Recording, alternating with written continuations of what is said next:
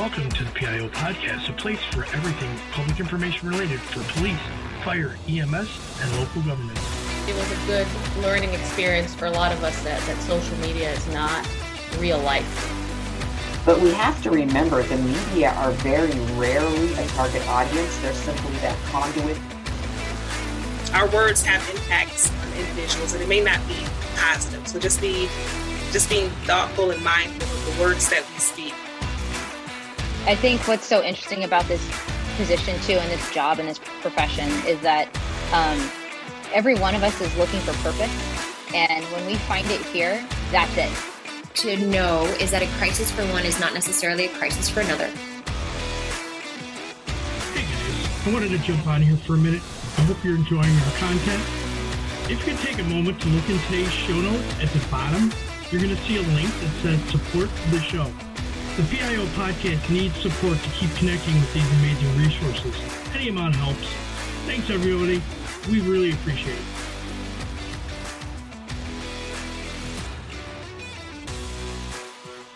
Hey, everybody. Just wanted to get on here real quick and ask everybody if they enjoyed our content, if they've listened to us, if they want to keep us going, to help support the show. And you can do that by going down to the bottom of the show notes of today's episode and clicking the link and giving us a sponsorship or even just a one-time donation. That'll really help us keep this podcast going and keep us giving you new content. Thanks, everybody. Enjoy today's episode. Good afternoon. Today in the PIO podcast, we have a returning guest, Ashley McDonald, from the emergency. She's from the Emergency Management Association of Tennessee in a volunteer position, and I believe she's also with the Commission of Public Safety Excellence. So welcome to the show, Ashley. Thank you. Thank you for having me. It's great to be back. Yes, welcome back to the show. You're one of our two-timers. It's awesome for you to be back. We had you back 3 years ago in season 1, so that's been nice to have you come and talk about this particular thing that we're going to talk about for the episode. You have since moved from your previous role, and I know you're here to talk about credentialing, but let's talk about what you're doing now and your background and how you got the position you're in now. Okay, so last we talked, I was the public information officer for Rutherford County government, which was a very difficult position back in 2020, as you can imagine, with all of the things going on that particular year. But in an effort to have a little bit more flexibility, I took a job in the corporate world because my son was going into kindergarten at the time, and I wanted to be able to have more flexibility just to be with him a little bit more. And so I went into the private sector at a company called Corpay. It's a global payments company. Excellent. Now that you're civilian in a sense, where you were before you were working for a government entity, I remember this years ago. You had first talked about this at the NIOA conference when you were on the board well over 5 years ago about wanting to get some kind of standardized credentialing for public information officers to add a little bit more to, hey, it's just anybody that could go do it. And just because you're a journalist doesn't necessarily mean you're going to be a good public information officer. But I see just in the last year and a half or so, that's finally came through with the Commission of Public Safety Excellence. So let's talk about the why that this was brought about, and then let's talk about CPSE. Yeah, sure. So last time that you and I had talked, we had just submitted, I think, the proposal. So that was back in October of 2020. But what started as conversations between master public information officers and advanced PIOs through FEMA's Emergency Management Institute, we had these calls back in 2020 that were sort of like wellness check-ins, very difficult time for PIOs. We saw a lot of PIOs actually either losing their job or, just because of the sheer challenges that they were facing, multiple challenges that they were facing, were being burned out. They were ready to give up the job themselves. Their bosses, despite everything that they had been doing during that particular year and years prior, just didn't feel like they had been valued within the agency quite the way they should have. So that's sort of what drove this focus group and caused us to reach out to the Center for Public Safety Excellence. They are an internationally recognized accreditation and credentialing agency. And I had experience with them before on the fire side, working through the accreditation process. Also had a colleague and friend of mine who at the time was the president of the Tennessee Consortium for the Center for Public Safety Excellence for credentialing and accreditation. So used that good old networking like we know as PIOs and we're able to do. And we submitted that proposal, like I said, back in October of 2020. And because of COVID, it actually wasn't until November 21 where the commission met in person for the first time and reviewed the proposal. And so the commission voted on it unanimously. It moved up to the board. It was approved in December of 2021. And then we began the program development in January of 2022. Then the credential itself launched in November of 2022. Excellent. And how many people right now are credentials? There are 36. 36. Okay, so there's a lot of work still got to be done, and I'm sure probably just the sheer volume of people not realizing that's even out there, I would think. That's going to take time. So let's talk about the process. Like, for our listeners who aren't aware what credentialing is, what's the process to do it? So let's first, if you don't mind, let's kind of talk about the difference, because the most asked question I get is what's the difference between certifications and credentialing? And the easiest way that I can break that down is that certifications are one component of the credentialing process. So there are many wonderful programs out there, Master PIO and Advanced PIO programs. That are from several different agencies. I've myself gone through the FBI-LEEDA program, Master PIO program, and EMI. And then I'm in the fall going to go through a different one through the University of Tennessee, Knoxville. But those are only one component. So as far as credentialing, it's a more holistic approach where we do look at your education, we do look at your training, but we also look at your years of experience, your technical competencies, your professional affiliations and contributions, your community involvement, and then your commitment to continued education and professional development goals, or creating professional development goals. And so instead of just, like getting a piece of paper which certifies that this individual has taken this course and passed this course, it's a third-party verification of the more comprehensive look at all of your professional accomplishments. Okay, so which makes great sense for the term credentialing versus certification, because anybody can go through a 40-hour course.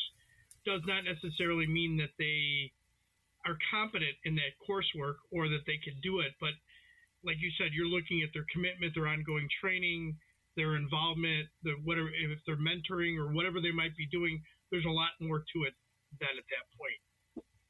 Absolutely. And I like to tell people, I can tell you all day long how wonderful I am. And I would never do that because I don't, that's just not who I am. But, if somebody that you really, respected came and told you, oh, Ashley, let me tell you about Ashley, she's this, and this, then it's a little bit more, holds a little bit more weight than if I tell you myself, right? So that third party verification really is super important. I know there is a cost to this because obviously you're going through an organization, and the organization they've got to do some legwork involved in looking at all your documentation that you have to submit. So there's an application process, and I'm assuming you're submitting all your credentials, that your certifications and all that, and what you've done, how long you've been on the job. What's it like from that point? So you go on that CPSE site, and then what happens? So if you go to cpse.org/credentialing, it'll tell you everything you need to know from if you're eligible not at this point to how you actually go about it. It has a lot of great frequently asked questions and different things like that. You also have access to the 36 current PIOs who have already been through this, so you can get in touch with them, including myself, to help you get through that process, to mentor you through that process. But yes, so now we actually have it a little bit easier than those of us who went through the process earlier. We actually have it automated. So you don't have to fill out a Word document and then submit it via SharePoint. You actually have it a little bit easier as far as that goes. But when you submit, you will pay an application fee when you submit, and that's $395 for your initial application fee. The program coordinators will look at that. They will assign you to a peer reviewer or peer reviewers, depending upon if they're going to team review. And then that peer reviewer will go through your application, will contact you, will likely ask you some questions based on the professional development goals that you've outlined in your application. They will look to make sure that everything that was required for you to submit has been submitted. If there are any deficiencies or they think that there is room for improvement in one area or the other, they'll guide you through that. And then ultimately it goes before the commission to be voted on, and we vote on those monthly.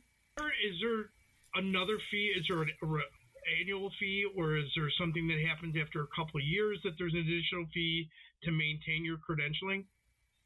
Yes, so not an annual fee, thank goodness, but there is a renewal fee, but you renew every 3 years, and it's a little bit reduced in price. It's $325 for the renewal fee, and it's a much less robust application process as your initial, as you can imagine.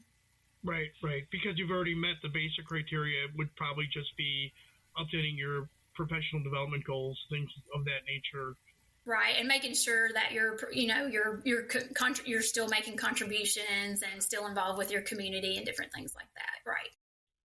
The credentialing itself, can agencies get their PIOs credentialed?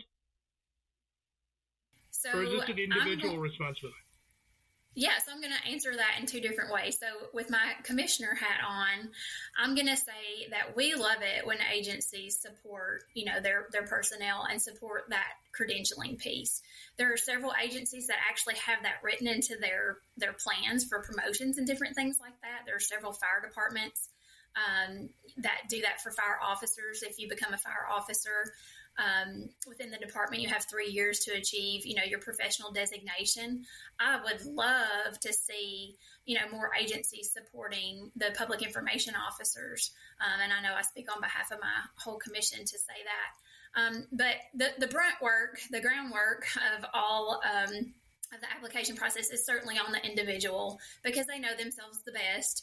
They know what they have, what they've accomplished over the years. They know their years of experience. They know what they want those continued professional development goals to be.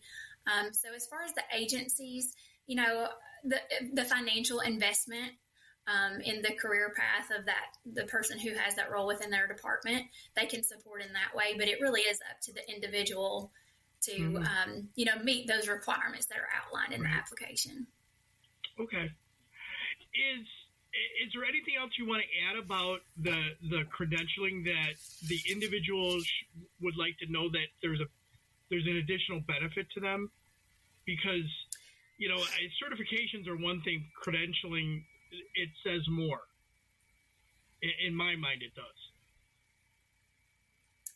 Yeah, so I will say this, and I need to back up just a little bit, because, when we did have this conversation the last time, and we talked about the reasons why, we did set a gold standard basically for being a public information officer. In order to become an internationally recognized or internationally credentialed public information officer, we didn't want to make it just easy for everyone. And so, the people who have been in the job for years and years and years, have gone through all the trainings, have all the certifications, have met all the technical competencies. We felt that it was very important during program development to create a category or a pathway for those individuals, where that they didn't have to necessarily go back and write to all the technical competencies, and the reference materials and different things like that. And so there's a category A for those types of individuals who qualify based on 4 different pathways, which you can find when you go to the website. And then category B is more of a points-based, which is also, you get the points based on your education or your training and your experience. But I will say, and we have had more people, I think, through category A so far. But I will say this not only,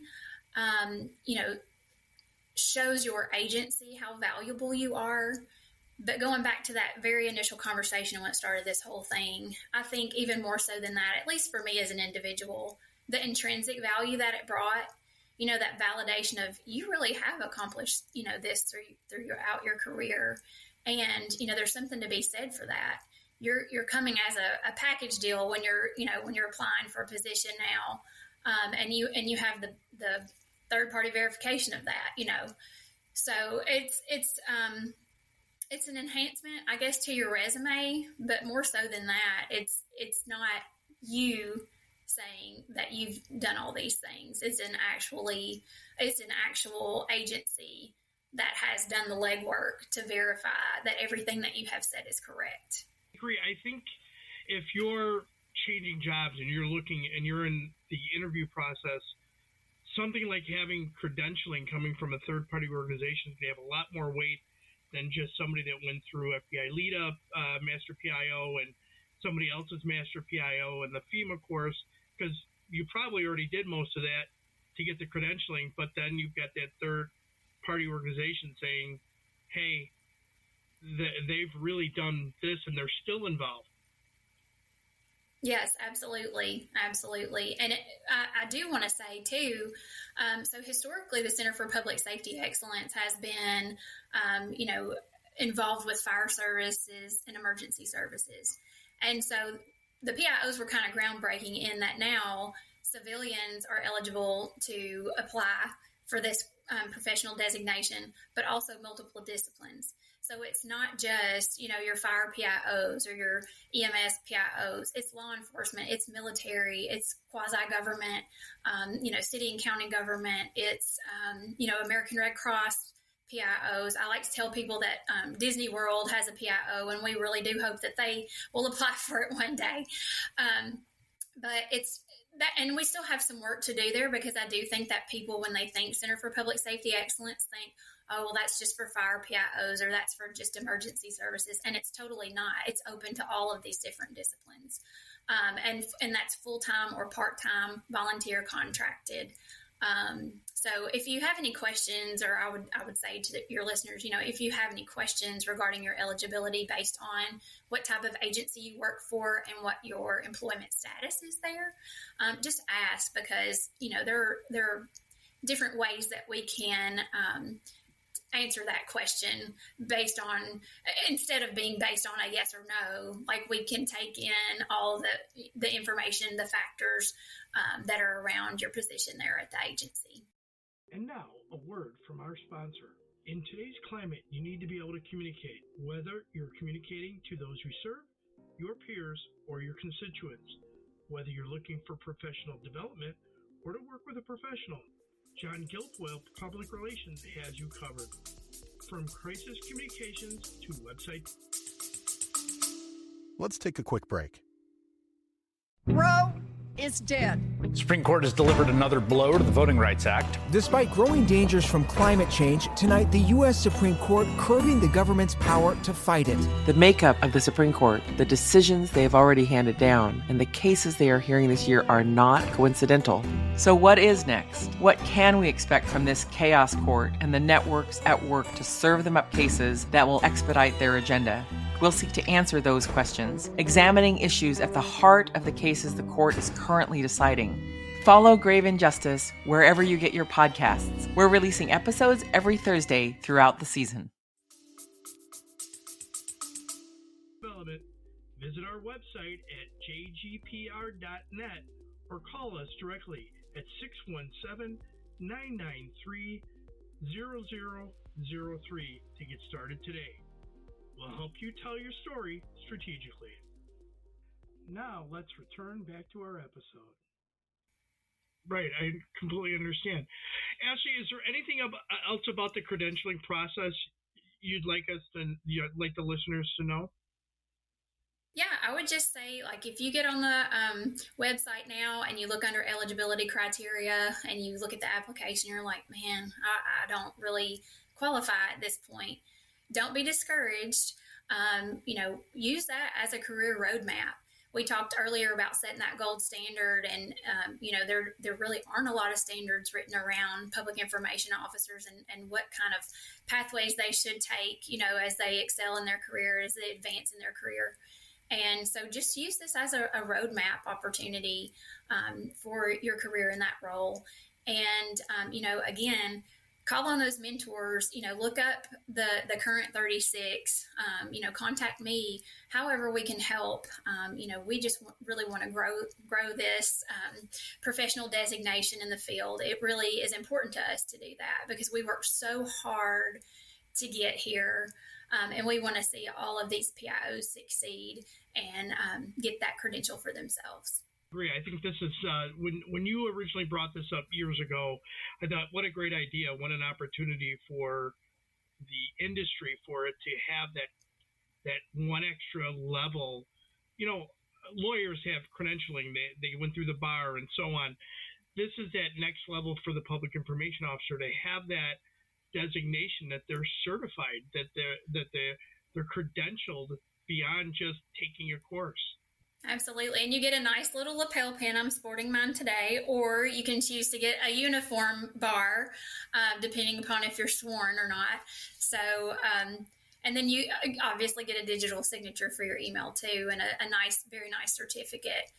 And you get recognized on the website as well. So if that's not enough to convince you.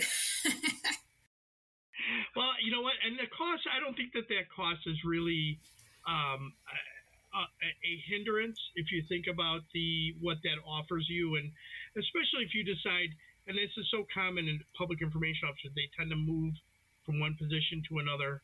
That they go from agency to agency, and having that extra credentialing certainly gives you that next level to move up, and you're that level above the other competition that's in the interview process. I think that's really great to have.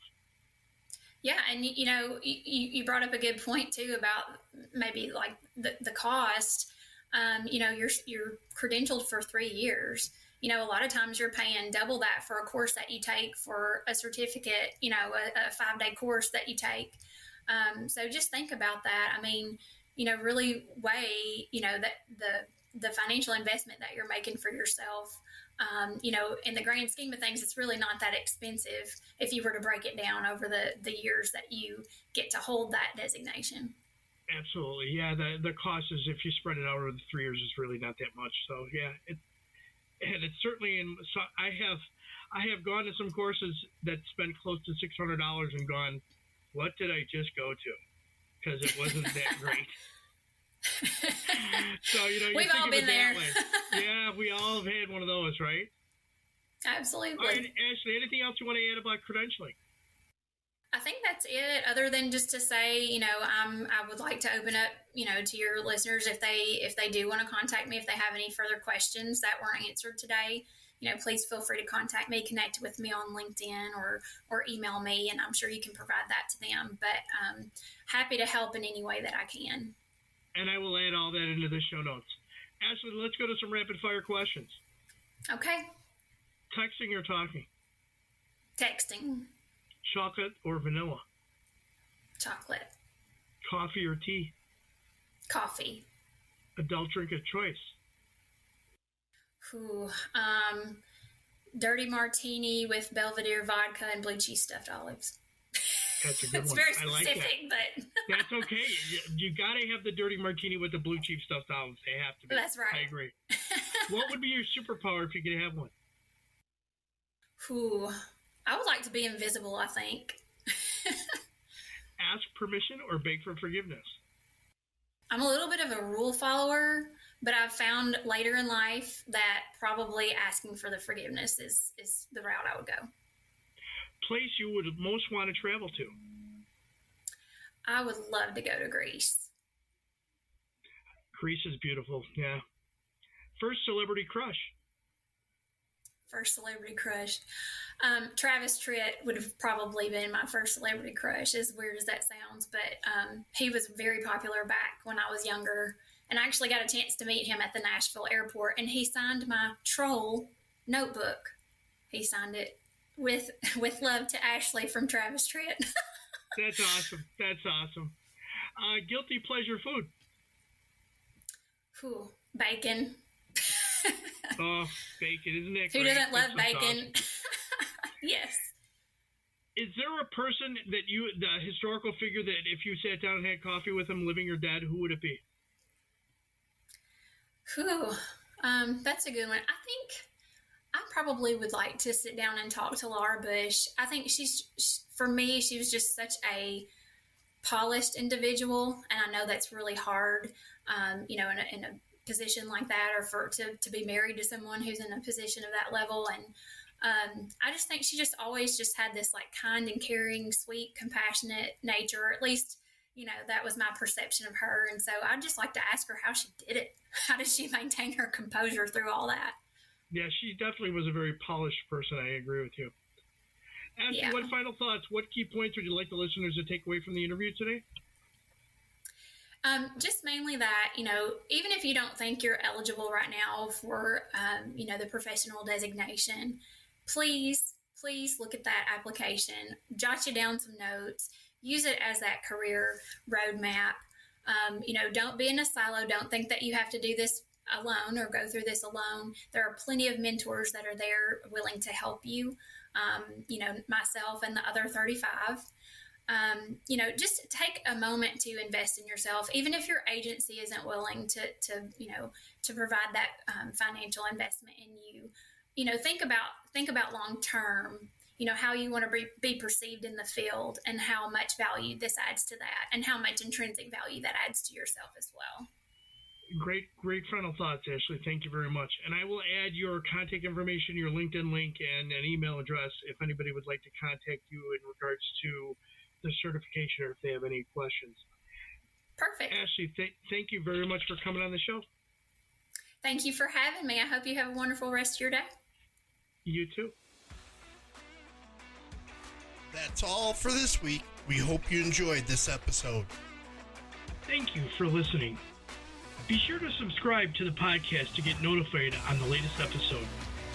If you are listening on a platform that allows you to leave a review, please give us a review. Any review is appreciated. To support our efforts with the PIO podcast, you can click on the support button in the show notes, and any donation is appreciated. Thank you.